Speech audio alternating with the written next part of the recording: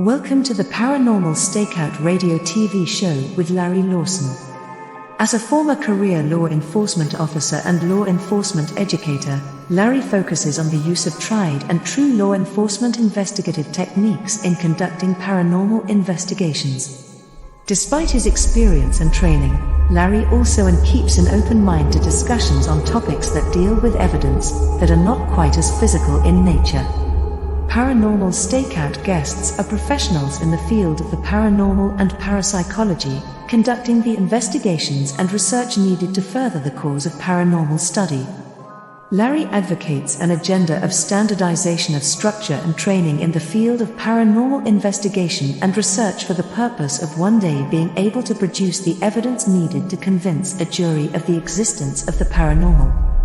Whether it is ghosts, UFOs, unsolved mysteries, hauntings or cryptids, no topic is beyond the investigative reach of Larry Lawson and the Paranormal Stakeout radio TV show team.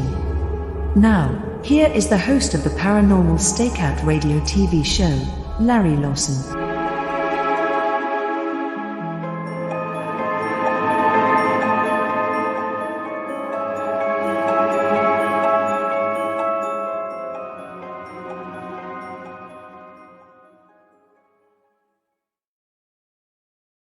Hey everyone, welcome back to Paranormal Stakeout. I'm your host, Larry Lawson, coming to you from our command post in beautiful Vero Beach, Florida. And I say beautiful, but we haven't seen the sun much lately. We've had over 10 days of heavy rain, and hopefully that's going to break this weekend so we can have some sun for a change. But I want to thank everybody for being here, joining me back on the show.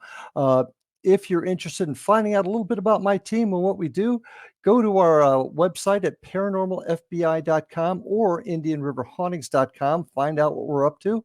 You can also catch us on Facebook at Indian River Hauntings and Florida Bureau of Paranormal Investigation. You can also check out our YouTube site where we have all the videos of our investigations and events, and that's at Indian River Hauntings 2341. Now, love to hear from you folks. So when you can, drop me a line at ghostguy@paranormalstakeout.org. That's ghostguy@paranormalstakeout.org. Send me your comments, send me your thoughts. If you have questions that you'd like me to answer on the show, this is the time and place to do it. So please get a hold of us, reach out. We'd like to interact with you folks a little bit. Now, my guest tonight is really excited to have him on. He's a fellow Floridian. I'll get that out, say that fast 3 times. Fellow Floridian. He is an author of everything that's science fiction, horror, and paranormal history. He's been doing this for about 3 decades. He really focuses on the legendary beasts of different areas. He's written things about Florida. His latest book, Eerie Appalachia, is out right now. He's on the radio a lot. You've seen him on Coast to Coast, the X Zone, and he's also been on shows including Expedition X, Sasquatch Chronicles, Road Trips with Ripley's, and dozens of other shows. Really happy to have my guest tonight, Mark Muncy, on the show. Mark, welcome to Paranormal Stakeout. Hey, it's good to be here. Nice to see you again, Larry. Yeah, it's been a long time. Now you're over on the other side of the state for me, but you're still in the neighborhood. Yeah. I think you were one of my first interviews when the first Eerie Florida book came out about 5 years ago. So, yeah, it was about that. Yeah, it was great. We've been way too long since we've chatted, but really happy to have you tonight. Now, you've done a lot of different things. You've been involved in a lot. I think you initially got started off involved in a paranormal type of event or thing over in the Lake Wales area, I believe. Originally it was I ran a haunted attraction. Based on Florida folklore and legends. We did that here in the Tampa Bay area over in St. Petersburg. And while we were doing that, I collected all these emails and strange things. I was like, hey, if you have a ghost story, let us know. And one of the ones that came to me was from Lake Wales area. And it was about something in the shadow of Bach Tower. And I was thinking it was a Spook Hill story or something. No, this lady had basically a little person stealing their fruit off their farm. And so they called the police, and the police came, investigated, and was like, well, this guy obviously isn't stealing your fruit. He's about 8 inches tall. Real small dude. Real small, like Tom Thumb, maybe smaller. And so they let him loose. But then they caught him again the next day with fruit. And so the police arrested him in an orange crate because they didn't have handcuffs that would fit him. And he was naked and he was screaming at him in a foreign language. And then suddenly the story goes, according to the lady's letter, that dozens of the little people were throwing stuff at her house while he was gone, until finally the police released him and brought him back. And, it was a weird story. And I was like, there's never going to be any, validation for this story. So when I started doing Eerie Florida, our first book, I was like, well, I can't really put this in there. It's a neat little email I got from 20 years ago, but what am I going to do with it? Mm-hmm. But then I reached out on social media, was new then. And I reached out on Facebook and found a group of people who live. Do you know you grew up in Lake Wales when? I said, does anybody remember a small person being arrested in the late 1940s? And sure enough, a civilian worker for the police department remembered it, and remembered him coming in the orange crate. So, that became one of my wife's illustrations that we pitched to the publisher, and that went viral even in the early days. And that's how it all started. That was pretty much how we turned from haunted house into author and researcher.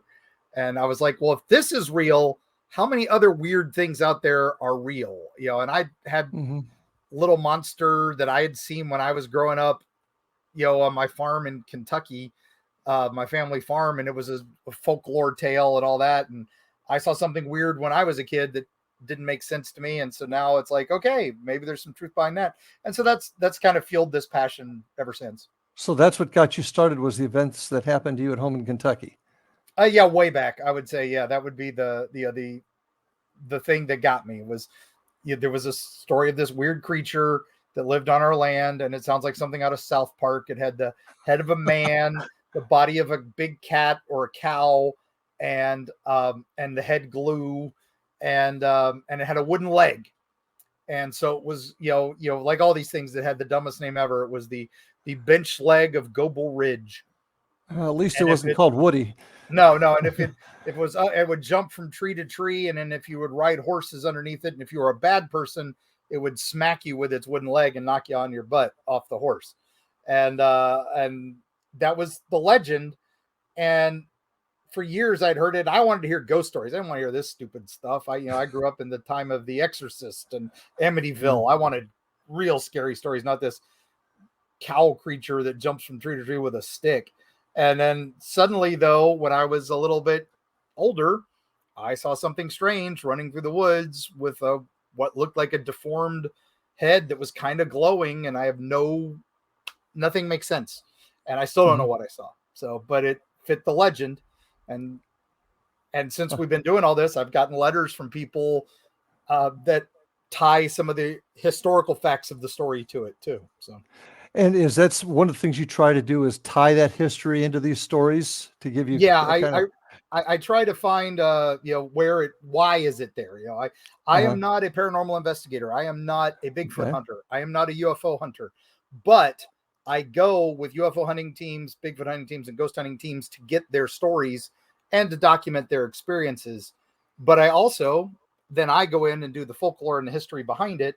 And, I'm the guy in the chair, so let's see, let's dig in and let's find out, why is this place haunted? Why is Bigfoot seen in this area? So, and how long has it been seen in this area? Yeah, that's a lot of what we do. And consider this an open invite to join me and my crew if you ever get down to this neck of the woods.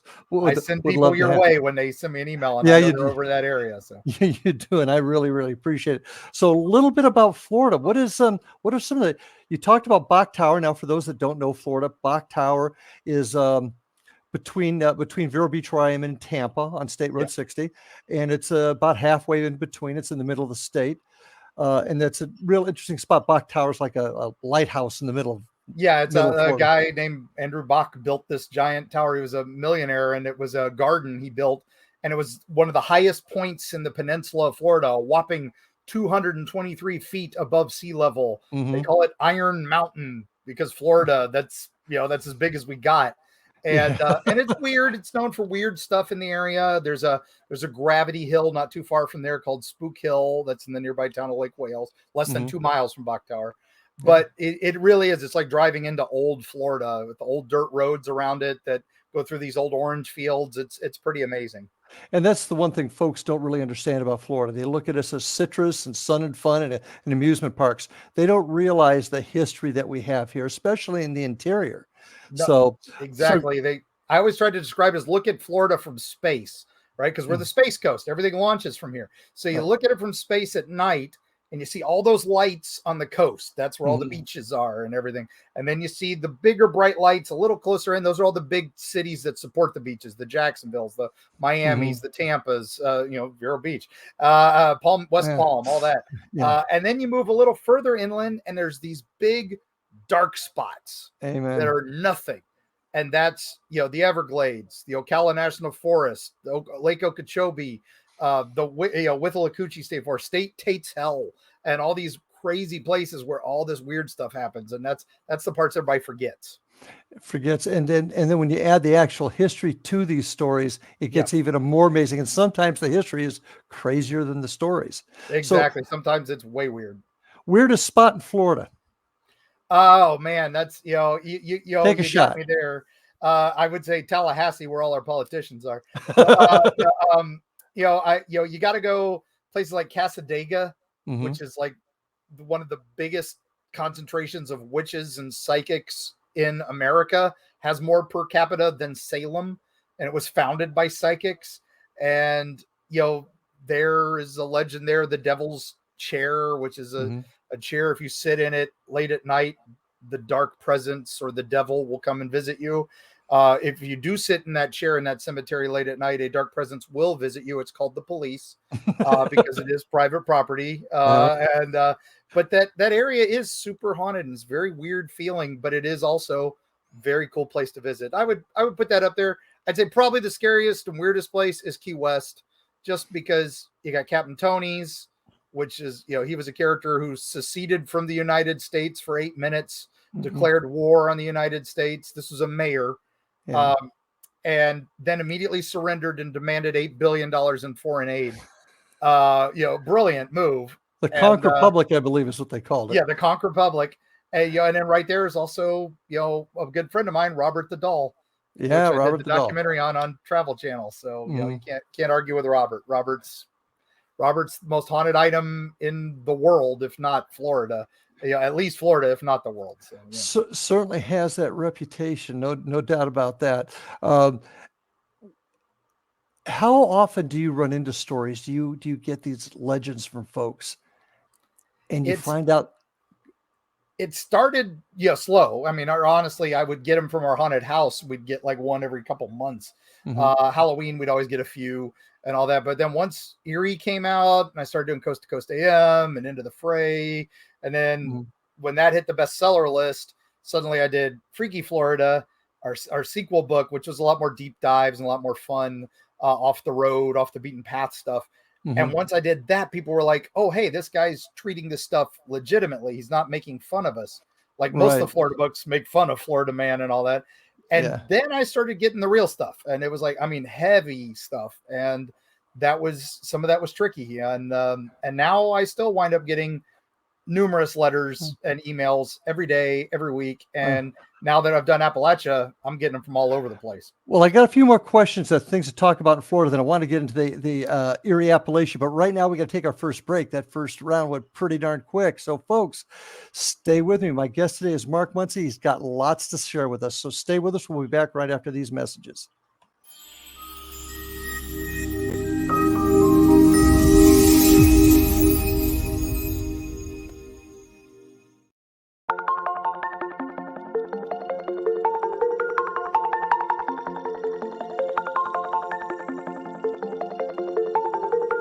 Question: what is the name of the unique blend of coffee you get that has been formulated by a neurologist, a neurobiologist, and a pharmaceutical chemist? Answer: you get Beautiful Mind Coffee, a unique coffee blend that tastes great and has herbal ingredients that your brain will love, and it is not just coffee, it's brainalicious. Dr. Rathbone, Dr. Jang, and Dr. Winslow, the scientific team that created Beautiful Mind Coffee, decided to collaborate on a coffee focusing on brain health. As for those herbal ingredients found in Beautiful Mind Coffee, Dr. Rathbone, Dr. Jang, and Dr. Winslow utilizing their combined extensive scientific research background, worked with many natural and herbal products until the exact formulation that is found in Beautiful Mind coffee was created. With a unique scientific formula not found in any other coffee being sold or served, Beautiful Mind coffee is the only coffee blend that contains 3 herbal ingredients found to aid in boosting your daily mental clarity and focus. Every cup of Beautiful Mind coffee contains scientifically formulated amounts of maca root powder, green tea extract, and American ginseng, all supporting good brain health. Taking care of your brain's health now can help delay or prevent the onset of cognitive dysfunction, including dementia, Alzheimer's, and more general memory loss as you get older, just by enjoying the delicious flavor of our roasted coffee and herbal ingredients found exclusively in Beautiful Mind coffee. Did you know that cognitive dysfunction also refers to deficits in attention, verbal and non-verbal learning, short-term and working memory, visual and auditory processing, problem-solving, processing speed, and motor functioning? For more on Beautiful Mind coffee, the 3 scientists who formulated Beautiful Mind coffee, and more details on the 3 unique herbal ingredients in Beautiful Mind coffee, visit www.beautifulmindcoffee.ca. Beautiful Mind coffee is now available online at amazon.ca and amazon.com. To order Beautiful Mind coffee, visit www.beautifulmindcoffee.ca today.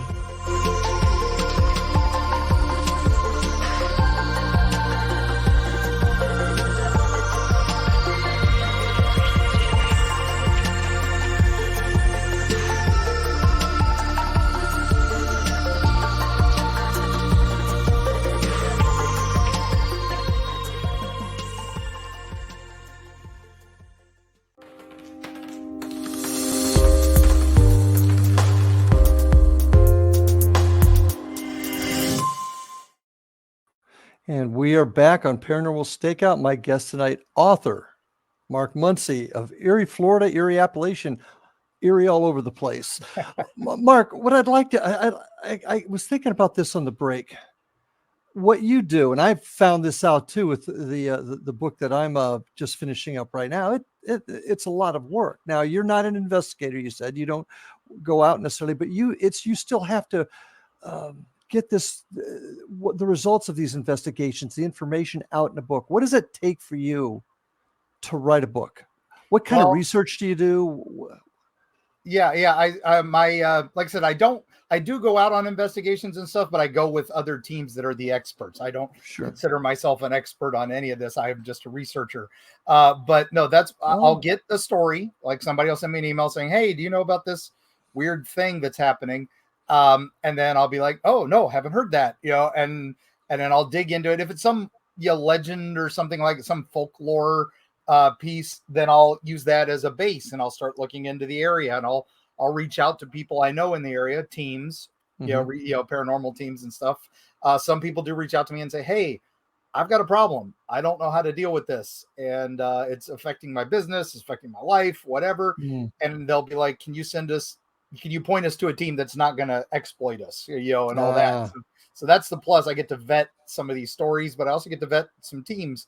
But I also, then once I get that and I dig in, find out, there's a little history, there's a little this there, there's a little this there, I'll go with it. And then that's when I'll be like, okay, this is one that's going for a book, or this is one that's going to just be, in a folder of oddball occurrences and stuff. Most recently, I've had this one that kind of has been following me for a couple years now. And it started, I had a friend who was a dogman expert, and she was driving through North Florida and saw something unusual on the side of the road, and wasn't her area of expertise, but she knew I'd worked with her in the past. And so she reached out to me and said, "Hey, I saw something weird. I'm not sure it was real, but I saw it. Do you know anything about this in this area?" I didn't at the time. So I was like, "Nope, that's new one on me. I'll put it in my folder of just oddball stuff." Not 2 weeks later, a truck driver had heard me on Coast to Coast AM, driving along, saw something very similar a few miles down the road and he emailed me because I'm the creepy Florida guy, and said, "Hey, I saw this weird thing. I heard you on the radio. Do you know anything about this weird thing?" And it chased my semi. It was as high as my semi, and it chased me off the side of the road. I was doing 70 miles an hour, and this thing was keeping up with me. And I was like, "Wow, this is interesting that he's describing almost the exact same thing she did 2 weeks earlier, and they don't know each other." Independent verification. I'm like, okay, now there's something here. So I reach out to a couple paranormal teams in the area, a Bigfoot hunting team in the area, because this one kind of borderlines both of those. Sure. And I'm like, you guys want to look for this? I think it might be an animal in distress, but it also sounds really weird. And it's kind of one of those things. It's like, all right, how do I classify this? But then at that point, I got a third, while later from a train conductor who had seen it. And I realized this is in that same circle. It's like a 30-mile radius. So this thing's got an acting area. And I just kind of was like, all right, I don't really have a lot of historical significance to this, but there is something going on. And now I have a team looking into it. They haven't found any evidence yet. I had another team look into it. They didn't find anything. But then I found some native lore that kind of fit this creature. And so we've kind of got a new cryptid up in that area. It's going to be in my new book. I can give it away because we've talked about it on a couple radio shows already. Okay. And it looks like a horse, but it is covered in vines, or maybe even made out of vines. And, kudzu is very common up in that area. The vines that ate the South, right? One of those great things. I got a backyard full of it. Yeah, exactly. We brought it in to prevent erosion, but the roots grow so fast they don't protect us from erosion. So now they just get into everything. But this looked like a horse that was maybe trapped in it, but it was big and it was running fast. And then the truck driver said it didn't even have legs. It looked like something like a ghost horse, that was just made out of these vines. So I thought, of course, immediately that there's a horse that's trapped in some kudzu, and and it's trying to run and get free, and it gets close to cars and then turns off. I was terrified it was going to cause an accident or something. But now the more we've researched it, there's some native lore of a native spirit that's similar in description of a horse that is of the trees, of the forest, of the swamp, and it runs in that area, the beast of the swamp in that area, known to run on water, run on roads, and it would have been in that exact area near I-10 and 301. Yep, know exactly where that's at. That's way up there. Yeah. And that research has given you some a foundation for 3 separate stories. That's what puts all of this together. Right. And I think that's significant. I find it significant anyway. But do you have situations, you mentioned briefly something about people coming up with stories on occasion. Do you have that very often where folks just are trying to get their name out there and they're unethical? They give you some bull story about. Oh yeah. I get a few, and it seems to come a lot from people who know I know other people. So I get a few things where, I saw a Bigfoot in this area, and it was and I want to tell my story. Can you get me in touch with the people of finding Bigfoot?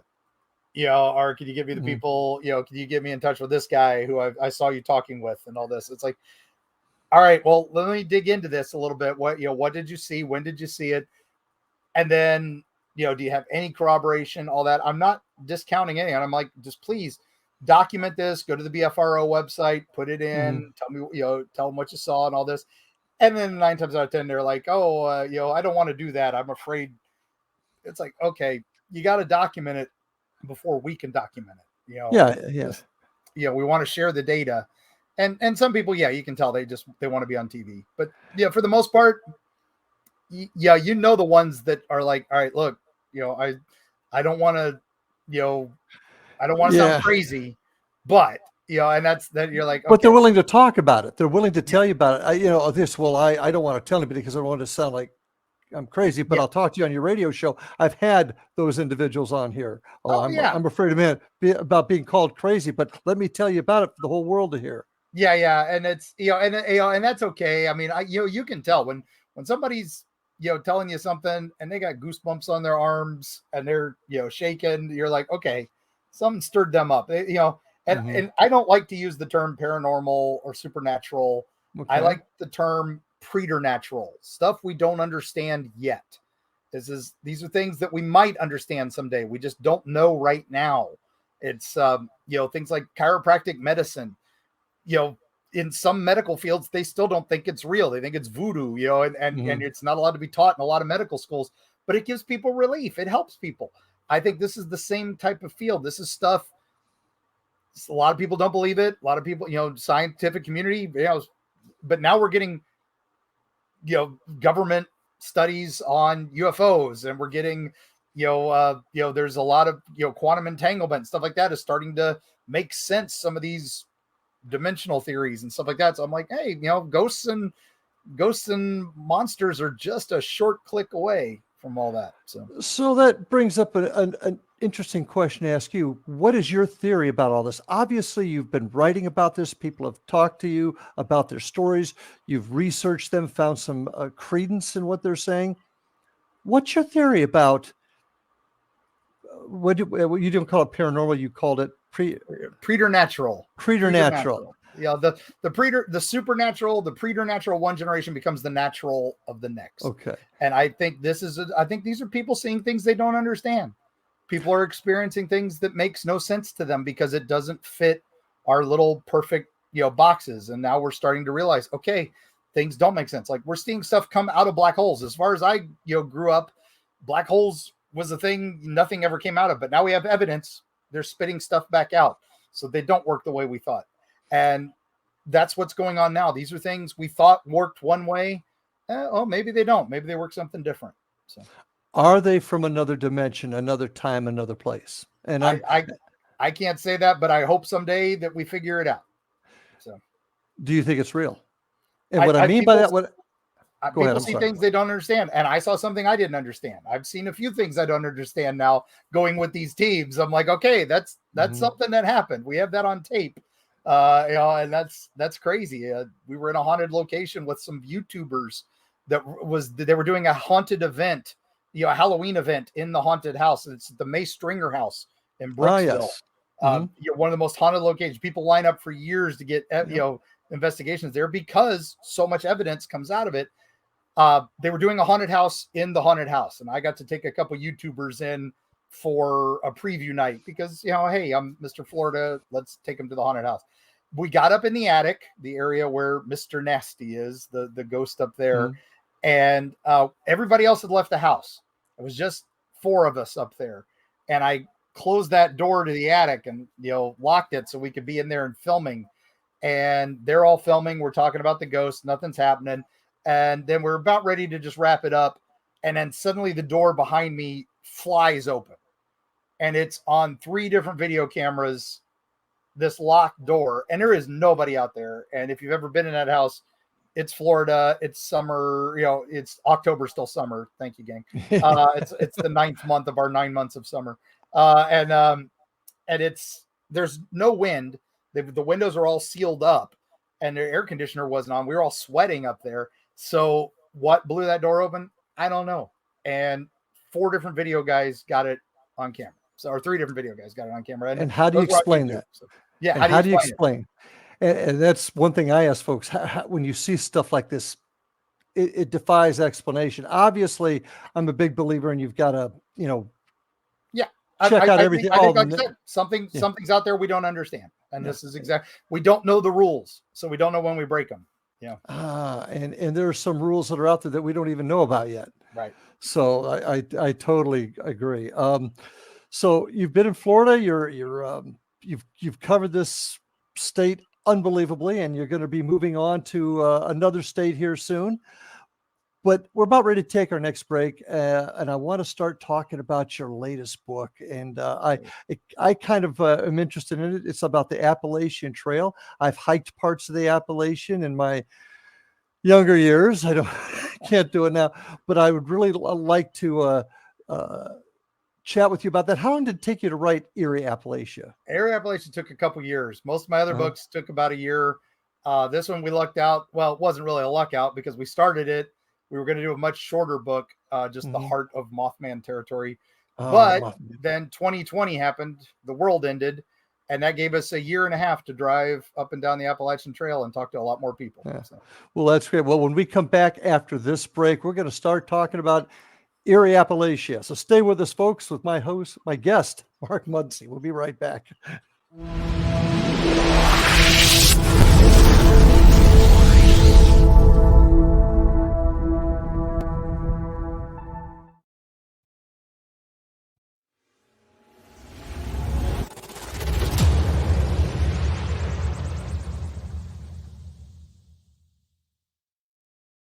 So I was watching the X Zone TV channel last night when I was abducted by aliens, and they kept repeating to me over and over again, simultv.com, simultv.com. What's simultv.com? That's what I asked them. They had it written on the side of their UFO. How do you spell that? UFO. No, I mean simultv.com. simultv.com. simultv.com. Right. simultv.com. Interesting that you were abducted by aliens in a simultv.com UFO last night. Oh, yeah? Yeah. Now that you mention it, I remember now last night I was awakened from a deep sleep. My great-grandmother was standing there. She said she'd come from the hereafter to tell me about simultv.com. She even spelled it out for me. simultv.com, sonny boy. simultv.com. simultv.com, sonny boy. Wow. Yeah. Guys, you'll never guess what my psychic guru just told me. simultv.com. Exactly. Are you guys psychic too? Of course. We all know about simultv.com. simultv.com.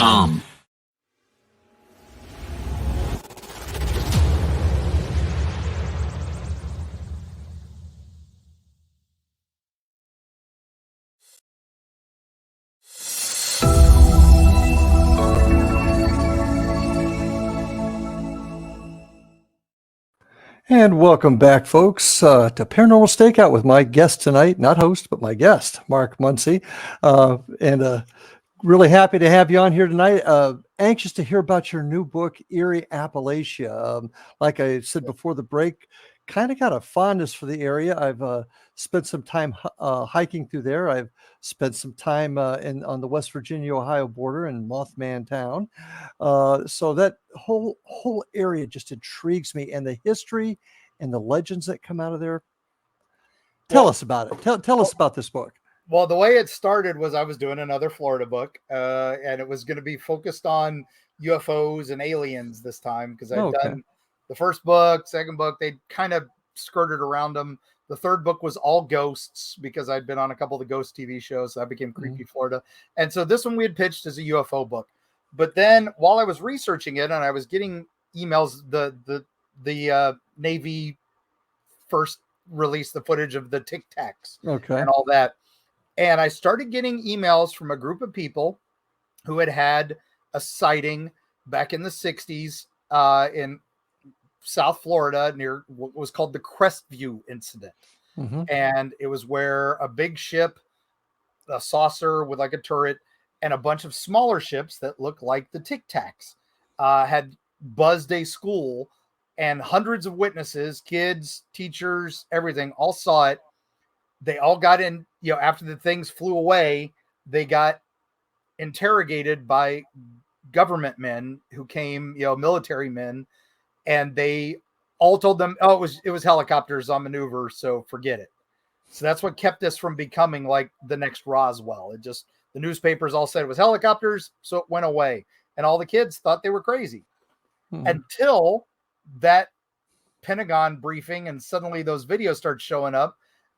And suddenly these kids are like, I wasn't crazy. That's what I saw. And they start, hey, let's email that Creepy Florida guy. And, and I started interviewing them. I started collecting their interviews because that was going to be for the next book. And one of them had this diary that his father had kept. It was one of those where it's like a phone book. You had all the family names, all the Aunt Jenny's chili recipe, all that stuff. But it also had the day in question where the government men came to his house to talk to his boy. And he took the names and wrote them down, which most people didn't do back then.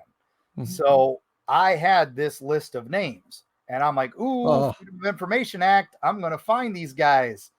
And so I get down there. He's going to show me the thing. He doesn't want to get rid of it because it's, family memento, and understandably.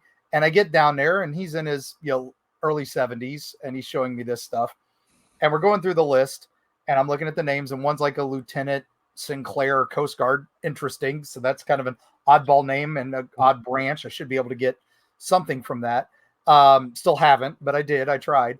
The other one was like a Captain Smith from the Air Force. That's not very useful.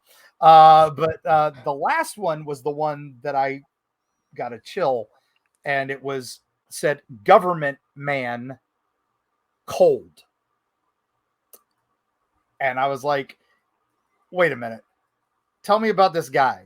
And he's like, oh, he didn't really say anything. I just remember him standing there smiling.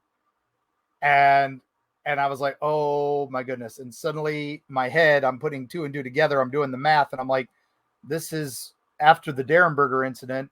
So I immediately put government man Indrid cold. The famous man in black, the man from Planulus that had visited a man near Parkersburg that I grew up knowing about this case. Near Mothman territory, a man was visited by an alien named Indrid Cold, who flew in a spaceship and landed on the road next to him. And I'm sitting there going, wait a minute, this is after that. Is Indrid Cold a disinformation guy for the government? Or is he an alien that's working for the government? What the heck is going on? So suddenly I'm like, okay, well, my next Florida book's going to have a chapter about West Virginia. And then after that tie, I was researching a downed aircraft in Tampa in the 1950s that had flown from Eglin up in the Panhandle to Tampa, and then suddenly scrambled, and it was a training flight, but then they were scrambled, and then they crash shortly after landing. And it's like, wait a minute, this is weird. And their entire flight is redacted. And then I looked at the date, and I realized the date is the same day as the Flatwoods incident in Flatwoods, West Virginia, for the Flatwoods monster, which is an alien crash in the Braxton County that is infamous. And I'm like, wait a minute, if suddenly I'm drawing a line to Tampa, and then it goes over a line near Key West, where a couple hours earlier, a UFO had been spotted on that same day. And I'm like, oh my gosh, the plane in Tampa must have had an interaction with potentially a flying object. And so I'm like, all right, now my Florida book's going to have a chapter about Flatwoods. and so after a little bit, the publisher was just like, Mark, get the Appalachia book done. Instead of having chapters about Ohio and Kentucky and West Virginia, just get that book done. We know you want to do it. And then 2020 happened. So we were able to we thought that was going to kill it, but that actually helped us because we were able to Zoom with people. I was able to Zoom with Tanya Derenberger, the Woody Derenberger's daughter, someone who I never would have met, in person. She was in hospice care. And thankfully, she just passed away recently. So I got a lot of information from her for that book and even more beyond that. And then a lot of other families I was able to reach out to more families and get more and more crazy little Holler monster stories, which worked out great because I was able to do podcasts and interviews and get the word out that I was looking for these things, and more people started sending them to me. So it totally changed the direction of the book, which was awesome. And how many stories did you end up with roughly? I probably have a folder of about 75 to 100, somewhere between 75 and 100 stories, of which about 30 made it into the book. And then a bunch were coastal stories, didn't really fit the mountain range. And we did decide to focus on the entire mountain range and the Appalachian Trail. So we start in Alabama and go all the way up to Quebec, actually. So. Oh, wow. Okay. All right. Which area did you find of that entire trail, that entire route? Yeah.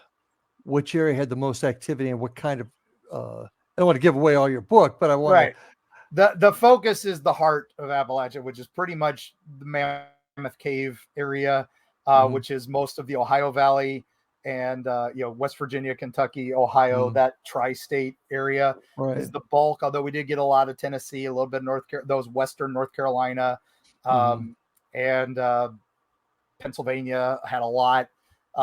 And so we were able to focus on those areas because they had more what we were looking for. A lot of Ohio snuck in. A lot of people don't think of Appalachian Ohio, but that southern Ohio is totally the Appalachians. And yes, I say Appalachia. I do say Appalachia, depending on which part of the Mason-Dixon line we're talking about. So, yes, it's okay either way, gang. You can say it whichever. Just make sure you find out what part of Appalachia you're in.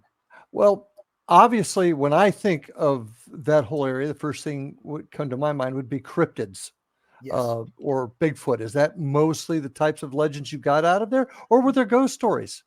A bit of both. I mean, we did a lot. We do a whole chapter on the various Bigfoot of the mountain range, the Sasquatches, everything from the Apple Devils to the Minerva Monster, which is in Ohio.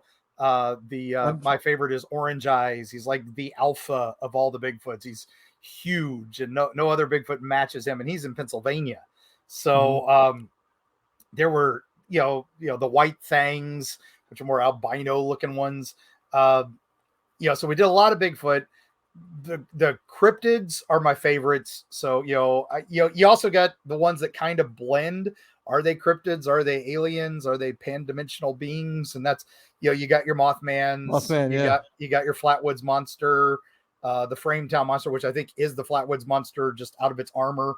The Grafton Monster, the Loveland Frogmen is one of my favorites, where this guy sees a frog on 2 feet that's like 4 feet tall. He chases it, or he's kind of like surveilling it. He's following it, and suddenly it's talking to 2 more, and then one of them pulls a magic wand and shoots lightning at him, and then that's it. That's when he runs. I'm like, he didn't run from the giant frogs. He runs when it pulls a magic lightning wand at him. And then 2 cops see it decades later. It was kind of one of those folklore stories that nobody thought about. Oh, suddenly a cop sees it. Sees the frogman. Yeah. And then 2 weeks later, his partner sees it, but kills it. And it's like, oh, it was a tailless iguana. It wasn't a frog. So stop bothering my partner. And everybody's like, oh, where's the body? Oh, I threw it away. So I think he was just covering his partner was getting in trouble for seeing this creature that somebody had seen 20 years prior that he didn't even know about. He didn't even know the legend. Wow. So it's fascinating. It's neat. And they recanted their story, but then later they recanted the recant, and then recanted their recant. And it's like, it's one of those. Well, just on the quick cop side, spending 40 years on the job, when I first came on, you didn't talk about this at all because your boss had said you for a fit for duty psych eval. Yep. But now we talk about it fairly regularly. I mean, it's out in the open. So when I hear stories of cops seeing things, that gives it some credibility, because for them to talk about it takes a lot. Yeah, exactly. And then, and that's, we talk about, but you also talk about ghosts. One of the most historical ghosts in West Virginia is the Greenbrier ghost. This is a lady her name was Zona Hester Shue, and a young boy finds her tragically dead at her house. And so he goes to find her husband. The husband comes back. He's distraught. His young bride is dead on the floor, and he's just holding her tight, won't let her go. The doctor comes and says, oh, she died of a prolonged faint, which we would call a heart attack nowadays. Okay. But back then, that's what it was. But the husband is so distraught. He won't let her go. Ties a special scarf around her neck, her favorite scarf. And then they have the viewing in the, in the living room, because that's what she did. It wasn't the living room then, it was the parlor. And then he won't even leave her side. He's so distraught. They bury her. But then the mother, a couple days later, sees the daughter's ghost, comes to her and says, I didn't die naturally. I was murdered. And my husband has a different name. His name is Trout. And, none of this makes sense. But she goes to the prosecutor and says, I think this is suspicious. I think something happened to my daughter. The ghost of my daughter came and told me this. And he's like, well, we can't, say ghost did it, but I'll look into, some things, and finds out, the guy did have a previous wife under a different name. His name was Erasmus, but then his real name was Trout. It was what he was known as. And his previous wife had died when he had accidentally dropped a rock on her head while they were fixing a chimney. And then they find he had a previous wife to that had mysteriously died falling off of a ladder and breaking her neck. So that was enough to exhume the body. Well, yeah. Put a hold on that because I want to hear the end of the story, but we got to go to our last break. So folks, stay with us. Mark's going to finish the story about the lady who got a rock dropped on her head. So we'll be right back after these messages.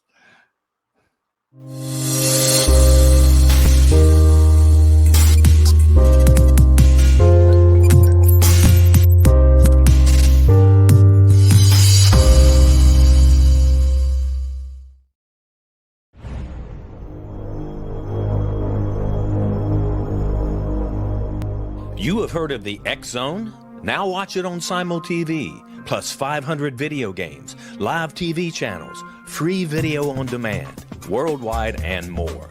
Does this sound like tomorrow's television? Well, it is, but you can have it today, right now.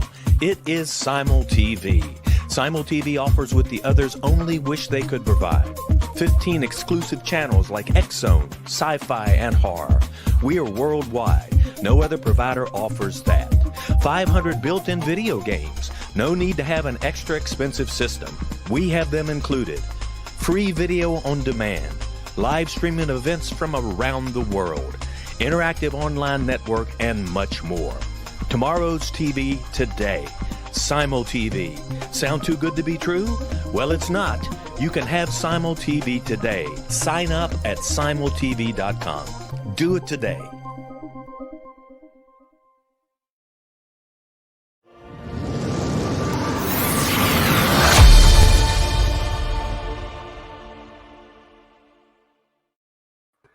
And we are back for our last segment. Boy, this is going quick.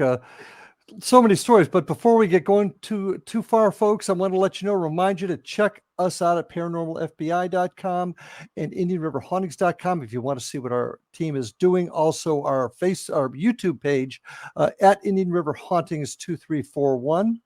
Send me messages at ghostguyparanormalstakeout.org if you want to share some information, ask any questions, and obviously check out all the great programming on the X Zone Broadcast Network. Go to xzbn.net, and see all the terrific shows that also accompany Paranormal Stake on there. Mark, how can folks get a hold of you? How can they find you? You can find me at eerieflorida.com or eerietravels.com because we've expanded our range now. You can listen to our podcast, Eerie Travels. We're on twice a week on all the major podcast platforms. And you can find my books in any Walgreens or Cracker Barrel in the state of Florida. I'm very proud of that. And you can also find our books anywhere, books are sold. Just look for me. And we've got Eerie Florida, Eerie Appalachia. What else in the Eerie line? Well, like the Eerie Travels podcast, we've hit everywhere now. So we're moving up northeast. Our next book is Eerie Southeast, which is all the coastal stories that didn't quite fit the mountain range of Appalachia or Appalachia. So they're like North Carolina down to back to Florida. We're going to put our new monster in there. We've dubbed him the Kudzu Kelpie. And this is the I-10 horse-faced one, right? I-10 horse monster. Yeah. Okay. So I like calling him the Kudzu Kelpie. So that'll be in the new book. And we've had a lot of fun with that. My wife's finishing up the illustrations on that now. So she always brings these monsters to life because they won't pose for anything but blurry photos, those divas. And folks, take a look at these books because not only do you get to hear the legends, you also learn the history. And folks, if we forget our history, we're going to mess up our future. So know our history, read about the history, read about the legends. These books are a great place to do it. Now, getting back to the story, so we've got a woman whose ghost comes back to her mom and says murdered. Mom finds out ex-son-in-law had a wife before that died mysteriously. Somebody dropped a rock on her head or almost did. Yeah. Take it from there. Let's. I want to hear the rest of the story. Well, he had a second previous wife that had also died mysteriously of a broken neck. So they fallen down some stairs. So this guy's had a lot of bad luck. So they dig up the body, and while they're digging up the body, which was a big deal back then, right? This was not a common occurrence. The husband says, well, they may find something, but they can't prove I did it. like, oh, that's a great quote, guy. Don't tell your, thanks for telling that to the police officer that's Yeah. watching you while they dig up your dead wife. And sure enough, they find out, they take that scarf off. She'd been strangled. She'd had a broken neck. And so the trial goes to trial, doesn't last long. And, the prosecutor doesn't say anything about the ghosts, but it's a small town. Everybody knows the ghost story. Everybody knows that this ghost has fingered this guy. And sure enough, that's, he gets convicted and he goes to Moundsville, where he dies a short while later. They tried to lynch him because of this, but, thankfully the sheriff put a kibosh on that, but he didn't last much longer anyway in prison. Anyway, so this is one of those documented cases where a ghost, figured out named her own murderer. So she's kind of this folklore hero in West Virginia. She has a historical marker, and then you can go visit her grave. Sadly, people were stealing her tombstone quite a bit, so she's got this nice marker now that's a lot better and hard. Would be tough for somebody to steal now, but please don't steal tombstones and stuff when you go to visit these places. No. But she was probably one of my favorite stories to research, and and so there you go, and a real historical. I've got all the newspaper articles, we've got the court records, and it's pretty crazy. And that's what makes those stories great. What is the most? That's a pretty good one. But what is the most hard to believe story that you've gotten out of the Eerie Appalachia? Maybe that's a. Oh, you've got one. Okay. There's one that stands out because it's like one of those. One of the people asked, why didn't you put Vegetable Man in Appalachia? Because you talked about all these other monsters and creatures that are a little well known. Some aren't so well known. The reason I didn't put the Vegetable Man in is because it was seen by one guy who admitted he was high. So, and he saw a giant 10-foot stalk of celery, walking around. And when he came at it, it ran away, arms waving. Okay.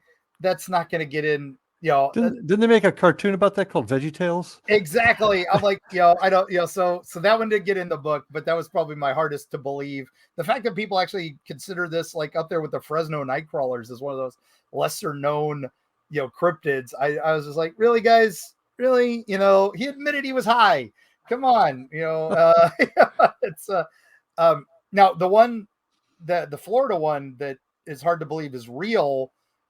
Was way back for Eerie, Florida, was mini lights, which was this. If on the north side of town, it was, if you say mini lights 3 times, these little green lights will chase you. On the south side of town, she's Mini Lightning, the voodoo queen of St. Petersburg, and her gator boys will steal your children. Whoa, that escalated quickly, right? Right. And she's the reason we have so many lightning storms in Tampa Bay. She hates Marie Laveau. So she steers the hurricanes away from Tampa up to New Orleans. Okay. Well, that kind of makes sense. That does seem to happen a lot. But what about her gator boys stealing your children? And again, this is one of those, it was a cool story. I didn't really know what to do with it. Then we discovered the truth behind it, which is so much worse than the fiction. And that is, we found it looking through the St. Petersburg Museum of History's archives. I found this fan that you would like cool yourself off with on a hot summer day, advertising a tourist attraction in St. Petersburg, which was an alligator farm. I didn't even know St. Pete had an alligator farm at any time as a tourist attraction. It had been long closed, but in the 1930s, it was there. And on this fan, on the back, was an advertisement that said gator bait. And it had 2 little African-American children being chased by alligators. And that's why the story was so different. On the north side, mini lights, say it 3 times, lights will appear. But if you say it on the south side, beware of mini lights. The gator boys will steal your children. It was beware of the men with lights. The gator boys, they'll steal your children. They were actually from the gator farm stealing African-American kids and poor kids and throwing them in the gator farm to entertain tourists. So there's your history behind the legend that's so much worse than the legend. And that's what happened. Oh man, that's what happens sometimes. Real. Yeah. And, that's not how they got closed. They got closed because they went out of business. Right. Wow. Okay. That's history. So important. Ever been scared? Have you ever come across something that just flat scared the bejeebers out of you? Yeah, there was one location that I went to investigate. It was during Appalachia. I was normally my wife comes with me or somebody comes with me. I'm epileptic, so I'm not supposed to drive alone and all that. But there was just one day I couldn't. I had to get to this one location. My wife couldn't leave, and I'm like, you know what? I'll be careful. I'll drive short distance and go to this place. And it was down a couple little holler roads. Hollows and hollers are little roads into valleys, and they're well protected by the people who live there and all this. And this one family had sent me this story about this creature that they had, been part of their family for generations, called the Rat Man. And they would leave him offerings, and he would do nice things and keep the crops growing and not steal their animals and all this.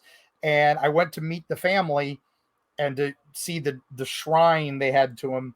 And as I went there, the two family members who had emailed me and told me the story, they were kind of younger and all this. And the lady from across the holler, she came over and she was talking, well, who is this crazy guy with the Florida tags, at the holler. And then suddenly they said, oh, we're talking about Rat Man. And she got up and just walked right out. And I'm like, oh, okay, I guess she doesn't want to talk about it. And then she came back with a shotgun. So it was time to go. And I'm like, the one time I don't have my wife here and I might get shot before I leave. So, but I made it. I'm here. So unless I'm the Greenbrier ghost. Nothing paranormal about a shotgun. It just, ooh. Yeah. That was the time I was the most scared. So yeah, that's, Just as a side note, we have a Rat Man right here in Indian River County also. Legend of that. So if you ever want to chat about that, I'll be happy to. I would love to. So Okay. we'll make a note of that. Okay. So what does the future hold for Mark Muncy and Eerie Travels? Where are you heading? Well, we're heading up to North Carolina. That's going to be our new home base. We're keeping some property down here, so we'll still be in Florida quite often for events and stuff. And this is where my kids live, so I'll be back here quite a bit for them. But we're doing the Eerie Travels podcast, which has done really well for us. That's why we're on twice a week now. That's blowing up. I did the documentary for Travel Channel on Robert the Doll, and I'm doing another documentary that I'm not allowed to discuss under NDAs and all that. But it's on hold because of the writer's strike. So you gotta love that. But once that hopefully gets all wrapped up, we'll back to film that. And that involves something I wrote about in a previous book up in North Florida. And, so that's, I'll just keep doing what I keep doing. I'll write more books and, more adventures. Have you ever thought about traveling abroad? I'm thinking of the stuff I have found out about England that I had no idea. They've got a version of the Dogman and Sasquatch over there that I didn't even know about until recently. Yeah, I've done a couple British shows. I'm kind of like the token Florida guy every once in a while, so they'll bring me on. I'd love to go over there again. I haven't since the early or the late 80s when I went to Romania. It was still communist Romania, so that'll tell you the last time I traveled abroad. I had to go through Checkpoint Charlie and through the Berlin Wall. So that's how long it's been since I've traveled overseas. But I would love to go back. And it's one of those, if the invite's there, I'll come. Sure. Well, it sounds like your adventures are far from over yet. And are you appearing anywhere, any conferences soon that folks I'll be at the Great Smoky Mountain Bigfoot Festival in middle of July. I'm doing a couple more appearances. I'll be at Tampa Bay Comic-Con. I do a lot of events. You can go to Eerie Travels and get them all. The big one will be speaking at the Mothman Festival in September, third weekend in September. We'll be up there for that. So yeah, that's one thing we're running out of time. Mothman is just a topic that just fascinates me. Oh, it's crazy stories, and people still see it. Everybody thinks it ended in 1963. No, people still see it. I had the privilege of just about a year ago going to the in Point Pleasant, the museum there was kind of. Oh yeah. Did you touch the shiny hiney? You can say it. I did. Safe space. Yeah. Everybody. There's Mothman cam, you can actually watch that statue 24/7 on the. That I didn't know. That I didn't know. Well, Mark, this has been a great show. Appreciate you joining us tonight. I've had a blast. Going to have you back, especially after your book comes out and you do some of these other great things that you're involved in. I need to have you back. Anytime, Larry. Appreciate it. Thanks for joining us. And folks, thanks for joining us tonight. Remember, check out the great programming on the X Zone Broadcast Network. That's xzbn.net. Get a hold of me at ghostguy@paranormalstakeout.org if you have questions, thoughts, or comments. But until then, we'll see you on the next show. Please stay safe, love your family, and we'll see you on the other side. Have a good night.